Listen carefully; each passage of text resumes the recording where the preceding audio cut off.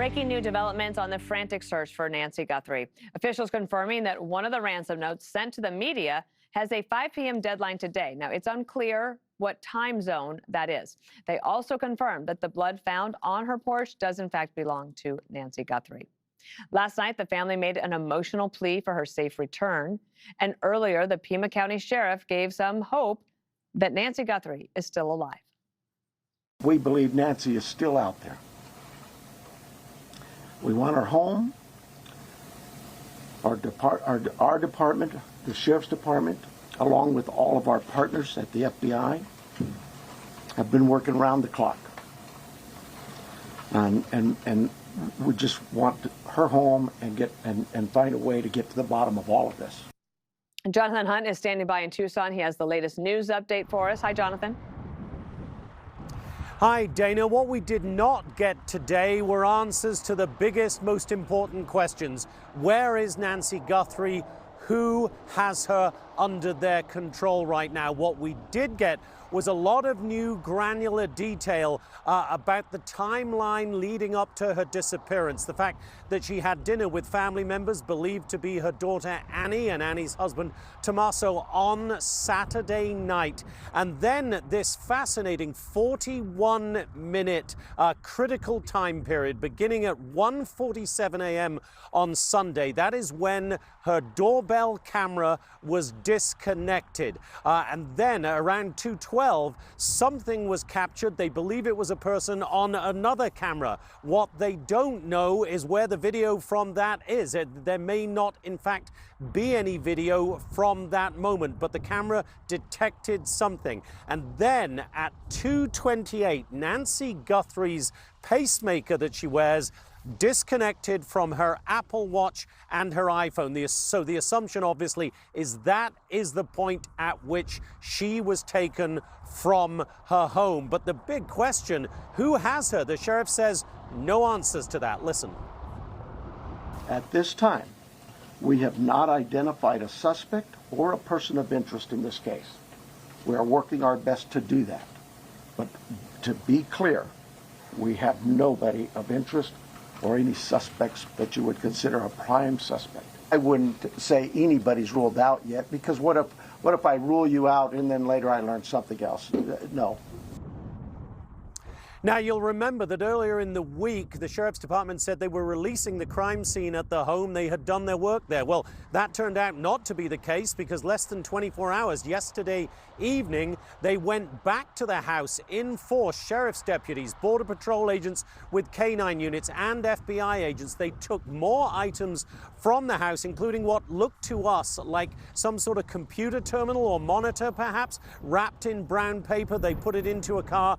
It was driven away. So certainly something happened yesterday that led them to go back to the house and take another look at it. And then we have the question of these ransom notes, which they are still not fully authenticated by officials, but they say they are taking them seriously. And the FBI agent in charge today spoke directly to those potential kidnappers. Listen.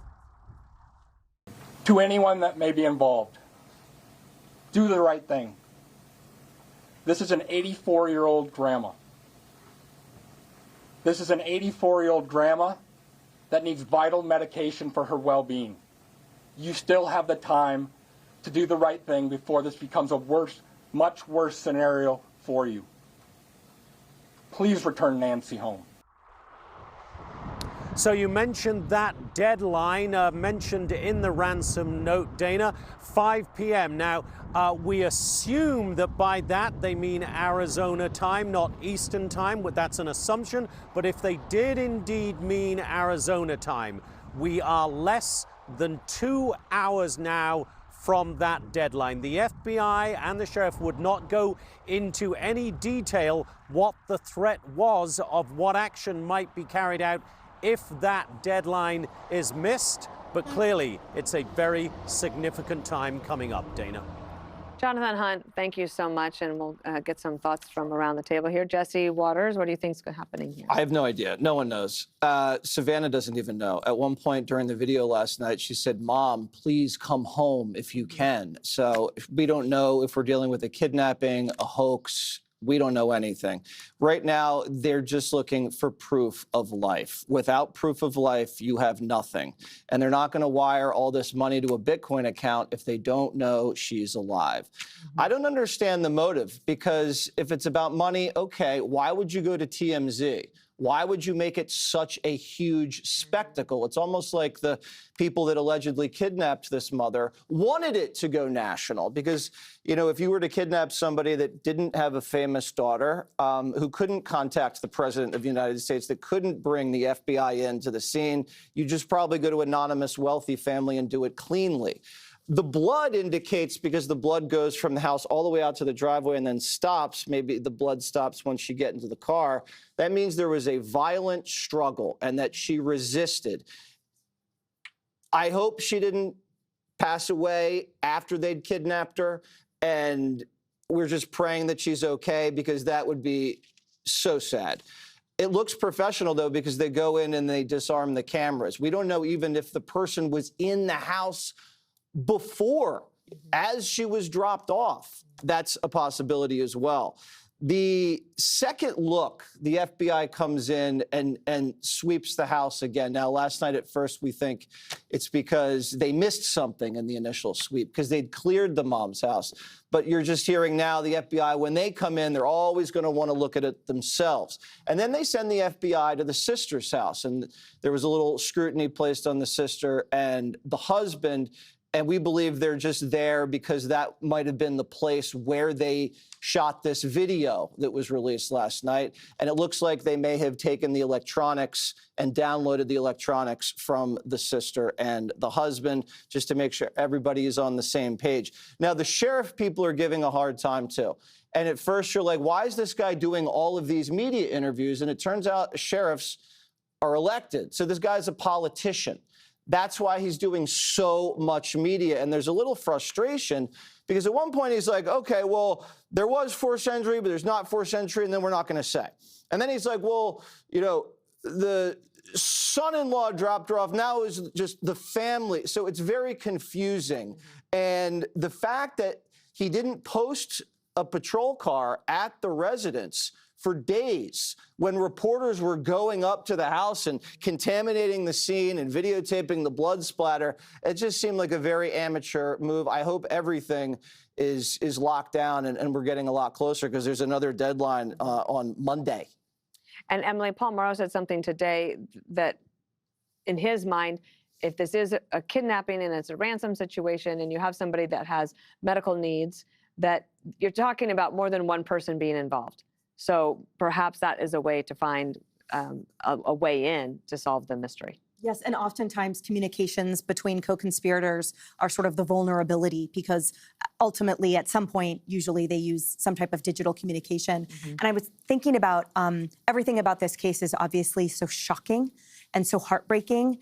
It's difficult, even for me at least, to have even watched that video of the family, just the concept of an 84-year-old mother plucked from her home. And I was trying to think about, you know, what case is similar to that historically. And I think about Polly Klaas, who was 12 years old, but she too was plucked from her bedroom. And the concept that that is the safest place. We all think of your home, and especially your bedroom, as truly the safest haven that anyone could ever have. And the thought of her being alone, and if this was the case, being plucked from it, it just shocks the conscience. But in the Polly Klaas case, Eddie Fryer was the lead FBI agent who did a masterful job of sort of fielding what became, frankly, millions of tips involved. And I thought about with that ransom note, the Chowchilla bus kidnapping situation, where that ransom note never even got to police because there was such a deluge of communication. And the difficulty here is, I think, in part, fielding the amount of information, and you're assessing each for credibility and also for relevance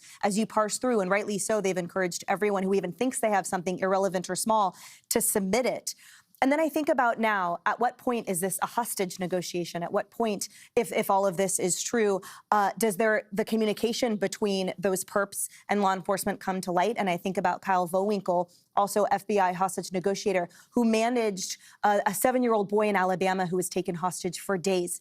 And guys, there is a spectrum of patience and ensuring that the perp doesn't do something horrific to who they have, and also the need to get that person with medical liability here back into safety, and that it trumps at a certain point you having the ball in the court of the perp. And final thought, as we talk about how the sheriff fields PR, and again, hearkening back to Eddie Fryer and the good job he did, Dianne Feinstein ruined the Night Stalker investigation when she went to the media and talked about the shoe tread and size of the Night Stalker before law enforcement gave her the approval to do so. He watched that and he threw away those shoes. He threw them off the Golden Gate Bridge. And therefore, there were people that were brutally raped and murdered after that presser because they had to start from scratch to catch that guy because he was tipped off as to what they're looking for. So I'm hoping they have a lot more than they're letting on. Yeah.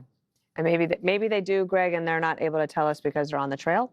Yeah, maybe. I mean, I think there was actually a big takeaway from that presser that when they said no one is ruled out, because they could have ruled out one or two people, but they didn't. So I think that's kind of interesting. These are terrible. Like, we get paid to talk, but we also get paid to shut up. You know, it's like you don't want to say stuff because there's a poor woman out there who's missing her mother, and I think you always try to begin with some hope. And so I'll bring up, Violet Ripken. Remember her? That was the mother of Cal Ripken Jr., who was kidnapped and then returned. You know, she was gone for 24 hours, and that was back in 2012. And the weird thing about Violet Ripken is, like, 15 months later, she was a victim of an attempted carjacking that was totally unrelated. So, the weird things can happen. I always do this thought experience with present-day mysteries.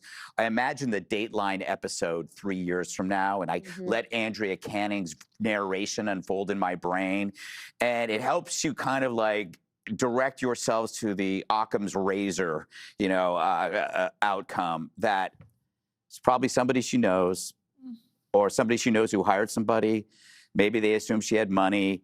She was an easy mark. She put up a fight. Could be a vendetta. Could have been an argument about money, and the ransom itself is a red herring.